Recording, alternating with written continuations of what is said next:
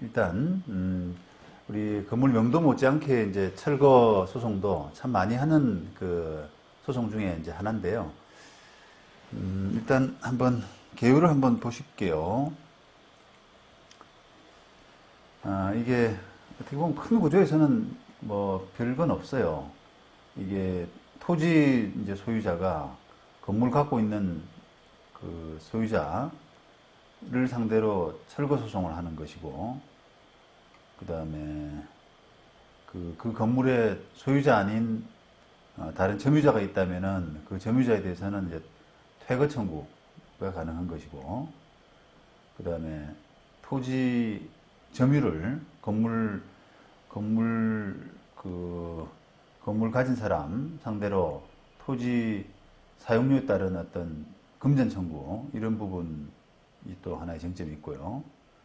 그게 이제 요까지가 이제 실체법적인 그런 쟁점이고, 그 다음에는 절차법적인 부분인데, 건물 철거 과정에서 집행 과정에서 쟁점을 해서 이제 보존 처분, 보존 처분은 보통 토지 인도 건물 철거니까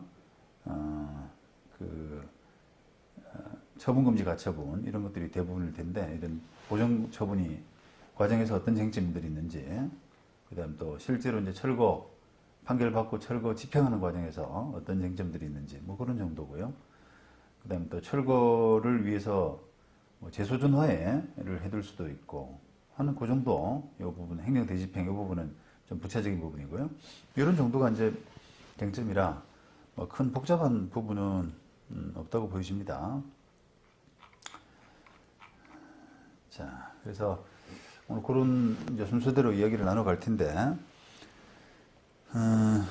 자, 보시죠.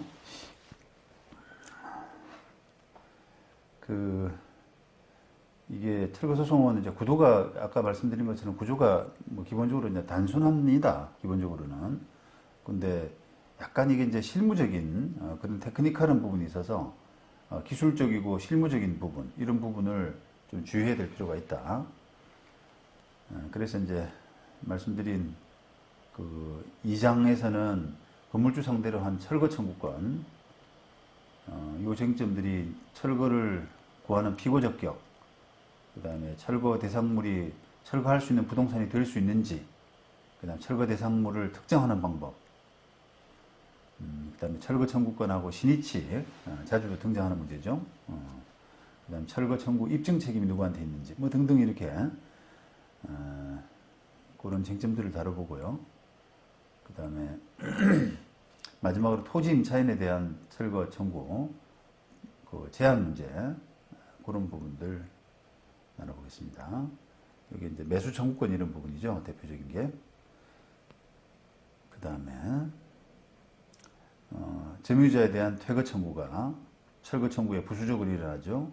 그 다음에 토지 사용료 상당히 금전 청구, 이런 부분들 중심으로 순서대로 이야기 나눠보겠습니다. 자, 누구를 상대로 이제 철거 청구를 하느냐라고 하는 부분에서 뭐 건물 소유자를 필요로 하는 것이 원칙이죠.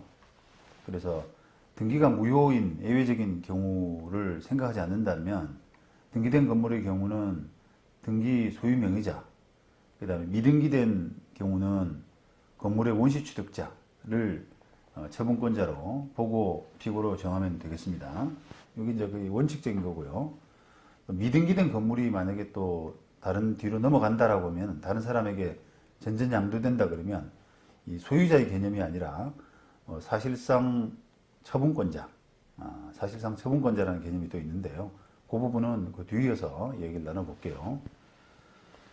자, 이 판례들 보시면은 지금 그 건물 소유자가 누구냐라고 하는 그런 부분에 대해서 이제 좀 판시를 하고 있는 사례들입니다.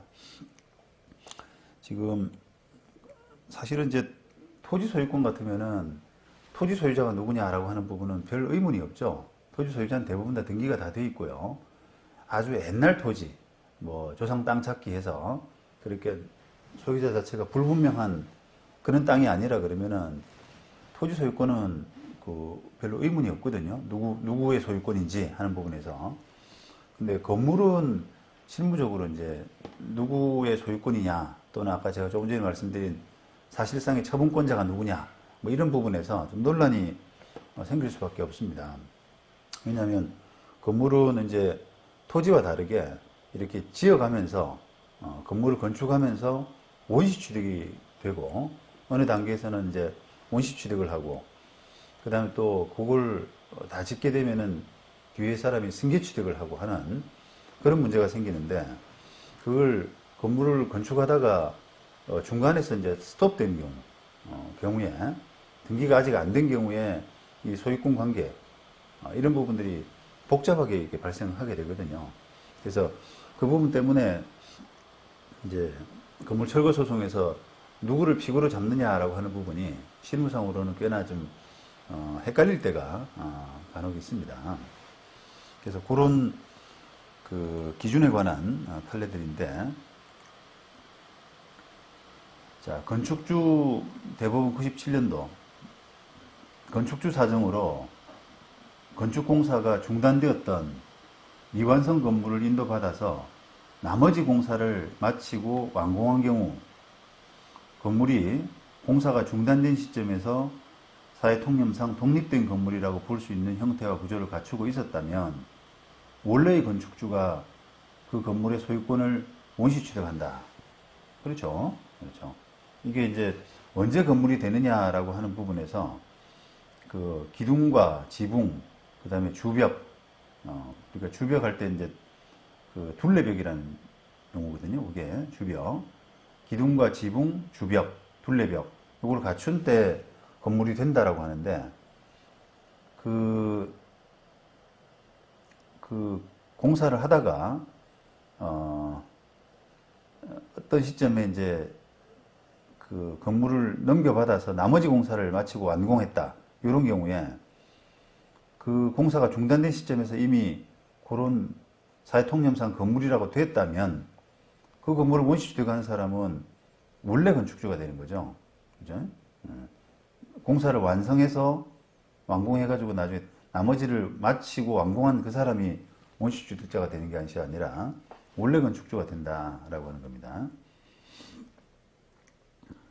원래 건축주가 4층까지 전체 골조 및 지붕 공사를 완료해서 전체의 45 내지 50% 정도의 공정에 이르렀을 무렵 부도가 나서 더 이상 공사를 계속할 수 없게 되자 건축 허가상의 건축주 명의를 원고로 변경해서 20%의 공정을 더 시공을 했지만 원고도 부도를 내서 공사를 중지했고 그 후 건물의 일부를 취득하기로 한 수분양자 등이 건물에 관한 잔여 공사를 직접 행한 후에 소유권 보존 등기도 마치지 않은 상태에서 일부씩을 점유하고 있는 경우에 이 건축허가상의 건축주 명의를 변경한 시점에서 이 건물은 이미 4층 전체의 그 골조, 지붕 이런 공사가 완료된 상태였잖아요. 그러니까 그런 상태였다면 사회통념상 독립된 건물이라고 볼 수 있는 형태와 구조를 갖추었으므로 원래 건축주가 그 건물을 원시 취득했다라고 그렇게 보는 겁니다. 그 다음에 대법원 2011년 판결이고요. 요거는 이제 그 건물의 원시 취득자가 누구냐라고 하는 부분에서 이것도 마찬가지로 그 수급인과 도급인 이런 관계에서 기본 원칙을 좀 이야기하고 있는 건데요. 수급인이 자기의 노력과 출제로 완성한 건물의 소유권은 도급인과 수급인 사이의 특약에 의해서 달리 정하거나 특별한 사정이 없는 한 수급인에게 귀속한다 라고 해서 원래 원시 취득자는 건물 지은 사람이죠. 그런데 이 도급인이 이 건물 수급인과의 관계에서 보통은 공사 도급 계약서를 하지 않습니까? 그런 공사 도급 계약서 같은 특약을 해서 그 건물이 이제 도급인 거다라고 하는 그런 부분이 보통은 있죠. 그런데 만약에 그런 경우가 없는 한은 공사를 직접 시행한 시공업자인 그 수급인에게 그 소유권이 귀속한다라고 하는 그런 부분이에요. 그 다음에 이거는 여러분들이 좀 읽어보시면 될 것 같고요. 그 다음에 2006년도 대법원 판결.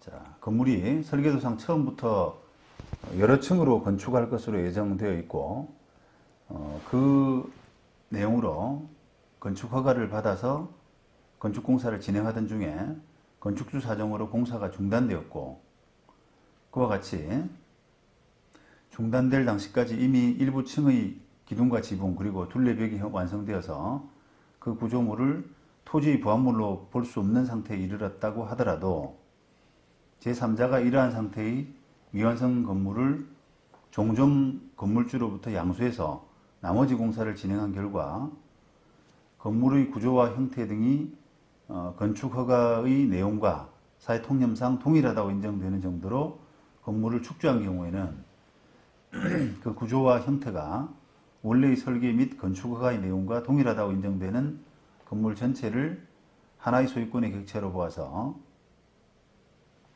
그 제3자가 건물 전체의 소유권을 원시되었다고 보는 것이 옳고, 건축 허가를 받은 구조와 형태대로 축조된 전체 건물 중에서 건축 공사가 중단될 당시까지 기둥과 지붕 그리고 둘레벽이 완성되어 있던 층만을 분리해내어서 이 부분만의 소유권을 종전 건축주가 원시 취득했다고 볼 것은 아니다.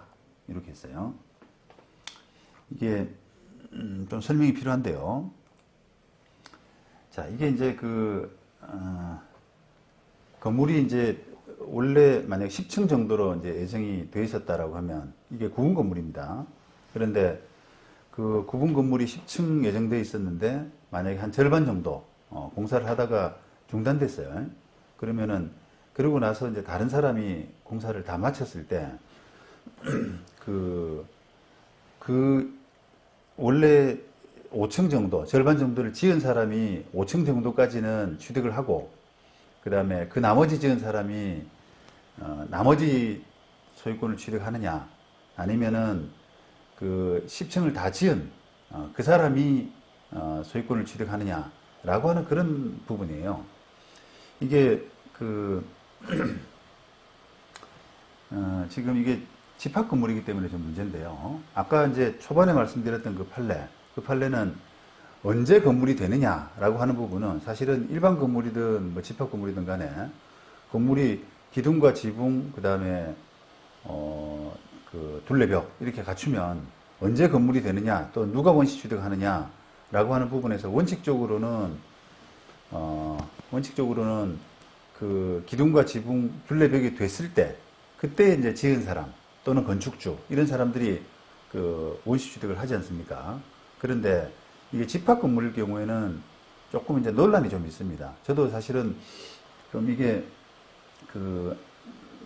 지금 말씀드리는 것 다음에 말씀드리겠습니다만 이 판결이 약간 이제 파기가 돼서 이 판결을 그대로 이해해야 되느냐라고 하는 부분이 조금은 제가 좀 헷갈리는데요. 이 판결의 취지는 하여튼 절반 정도 지은 그런 사람, 집합 건물일 경우에 절반 정도 지은 사람이 일부 소유권을 취득하고 나머지 층을 지은 사람이 나머지 층을 취득하고 라고 하는 그런 구조가 아니라 다 지은 사람, 집합 건물의 경우에는 다 지은 사람이 건물 전체의 소유권을 취득한다 라고 하는 어떤 그런 결론을 내린 겁니다. 그래서 제가 볼 때는 이 판결의 어떤 판결이 다른 취지에서 파기됐다고 보는데요. 이 판결의 파기에도 불구하고 결론 말씀드린 것처럼 건물 전체를 다 지은 그 사람이 소유권 전체를 다 취득한다 라고 보는 그 결론은 저는 변함이 없다고 보는데, 자, 그렇다 그러면은 이제 집합 건물의 경우에는 조금 판결이 일반 건물과는 조금 다르게 본다라고 하는 그런 결론이 아닐까, 판례는 그렇게 해석이 됩니다. 지금 요 뒤에 밑줄을 그은 요 부분이 이제 직접적으로 파기가 됐거든요. 그래서 요 판례를 보시면은 구분 소유가 성립하는 시점은 원칙적으로 건물 전체가 완성되어서 당해 건물에 관한 건축물 대장에 구분 건물로 등록된 시점이라고 할 것이므로 건축공사가 중단될 당시까지 종전 건축주의에서 축조된 미완성 건물의 구조와 형태가 구분소유권의 객체가 될 수 있을 정도로 되었다라고 하더라도 역시 마찬가지다 라고 해서 요런 판시하에서 이제 전체적으로는 전체 건물을 다 지은 사람이 그 원시 추력한다라고, 이렇게 전체 건물을 원시 추력한다 이렇게 봤어요. 그래서 그 지은 건물 중에서 일부 소유권, 그러니까 미완성됐지만은 건물로서 이미 형태를 갖춘 그 부분의 소유권이 종전 건물주한테 있느냐 아니면 다 지은 사람한테 있느냐라고 하는 그런 논쟁입니다. 근데 이 부분의 판시는 사실 2013년도 전원합의체 판결에 의해서 파기가 됐거든요. 우리가 종전 그 강의 시간에 제가 말씀을 좀 드린 판결인데, 그 구분 소유가 성립하는 시점과 관련해서 2013년 대법원 판례가 지금 조금 그 전에 혼선을 좀 정리하고 정리한 그런 부분이 있어요. 그래서 거기에서 파기된 판결이 이 부분인데요. 한번 보시겠어요? 그 한동의 건물에 대해서 구분 소유가 성립하기 위해서는 객관적 물리적인 측면에서 한동의 건물이 존재하고 구분된 건물 부분이 구조상 이용상 독립성을 갖춰야 할 뿐 아니라 한동의 건물 중 물리적으로 구획된 건물 부분을 각각 구분 소유권의 객체로 하려는 구분 행위가 있어야 된다라고 하죠. 그러니까 구분 행위와 구조상 이용상 독립성 요걸 갖춰야 된다는 거거든요. 근데 여기서 이제 구분 행위라고 하는 부분에서 앞서 여기 이 판결에서 이야기하는 등록된 시점, 건축물 대장에 구분 건물로 등록된 시점이다 라고 할 필요가 없다는 겁니다.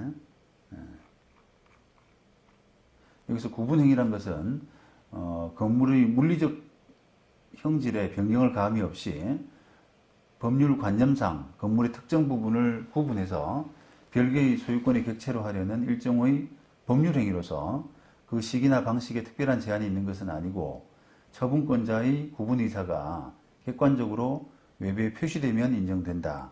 따라서 구분 건물이 물리적으로 완성되기 전에도 건축허가 신청이나 분양계약을 통해서 장래 신축되는 건물을 구분 건물로 하겠다는 구분 의사가 객관적으로 표시되면 구분행위의 존재를 인정할 수 있다.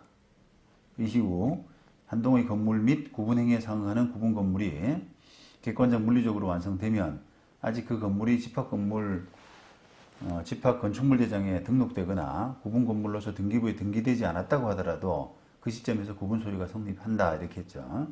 그래서 굳이 이제 앞서 판시한 것처럼 이렇게 구분 소유가 성립하는 시점은 원칙적으로 건물 전체가 완성되어서 당해 건물에 관한 건축물 대장에 구분 건물로 등록된 시점이다. 이렇게 한 요 판시를 지금 파기했거든요. 그러니까 건물로서의 완성, 그 다음에 구분행위인데 그 구분행위가 이렇게 그 건축물 대장에 등록된 시점이다. 라고 하는 그 판시 부분이 틀렸다는 거예요.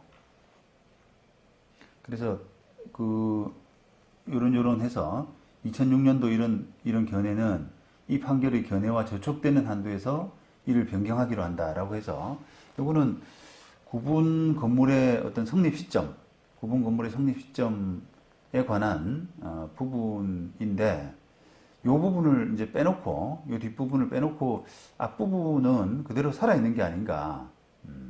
그래서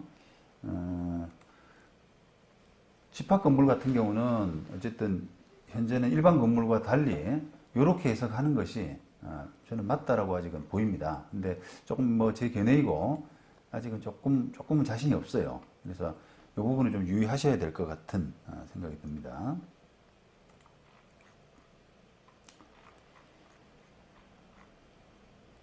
자, 그리고 우리가 이제 미등기된 건물, 미등기된 상태로 건물이 이렇게 양도되었다라고 할 때 그거를 어떻게 법률적으로 해석을 해야 되는지 하는 그런 부분인데요. 미등기된 그 상태로 해당 건물이 처분되었다면 최종 건물 매수인은 등기를 못 받았죠, 그죠? 다 지어진 건물, 다 지어졌지만 미등기인 상태에서 건물이 다른 데로 넘어갔을 때 그 건물 매수인은 등기를 못 받았기 때문에 건물 소유권자는 아니죠. 하지만 그 건물에 대한 법률상 사실상 처분권자라는 표현을 쓰는데 그 처분권자의 지위에 있다고 합니다. 그래서 이 철거 의무에서는 그 피고 적격이 있는 것으로 그렇게 해석을 해요. 그래서 이 사람을 상대로 그러니까 건물이 누군가가 짓고 누군가가 그 건물을 지었는데 그 다 지은 건물을 다른 사람한테 등기 없이 팔았다라고 할 때 누구를 피고로 잡아야 되느냐라고 하면은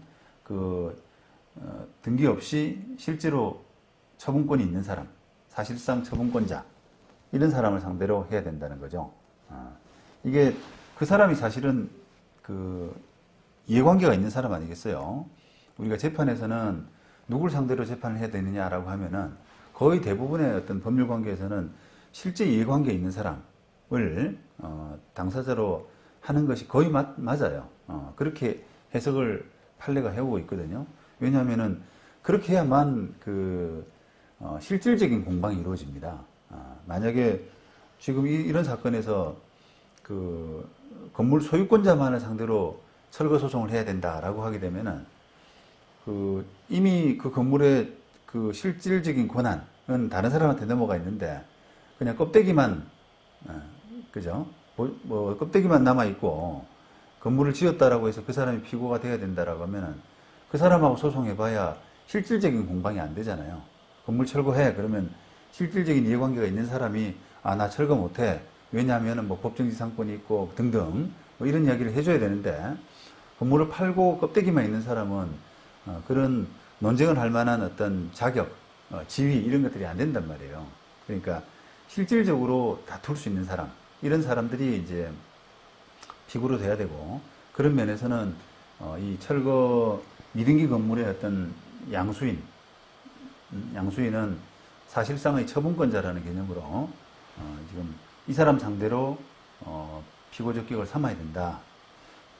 만약에 그런 양수인이 있음에도 불구하고 종전 소유권자를 상대로 한다면 아마 그거는 저는 기각이 되지 않을까 그렇게 보입니다. 그걸 이제 기각시켜야 된다라고 하는 그런 판례는 제가 정확하게 보지 못한 것 같은데 그 실질적인 피고가 되어야 될 피고 적격은 지금 사실상의 처분권자로 보고 있기 때문에 껍데기만 남아있는 원시취득자 이런 사람들은 아마 그 사람을 피고로 잡게 되면 기각이 되는 그런 결론이 될 것 같아요.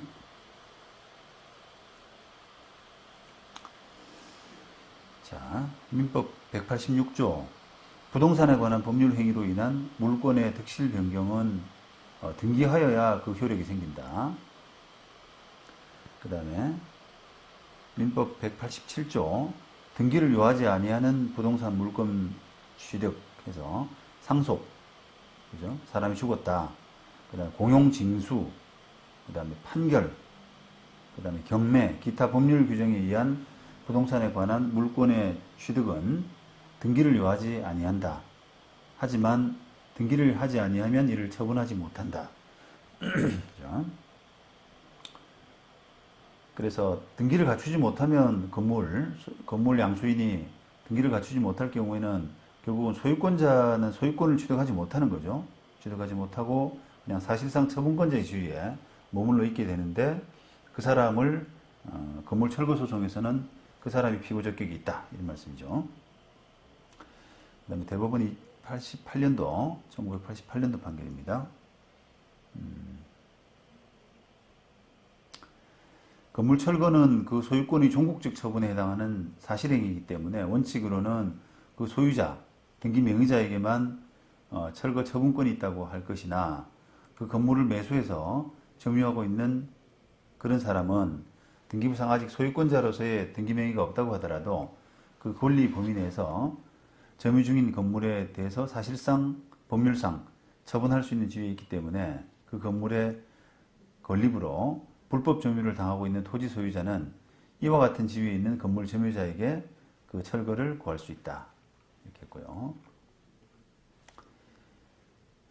그다음에 이런 부분들 대법원 91년도 판결도 이모 씨 소유였던 이 사건 대지 위에 삼두종합건설 회사가 건물 공사를 도급받아서 공사비 전액을 투입해서 건물을 완공했는데 이 회사로부터 공사비를 대해준 피고가 이 건물 완공 후 대여금 채권의 대물 변제로 이를 양도받아서 점유하고 있는 이런 부분. 그 다음에 이 사건 대지는 또 그 뒤에 이제 원래는 이모 씨 소유였는데 원고들이 경락받아서 소유권 취득했다.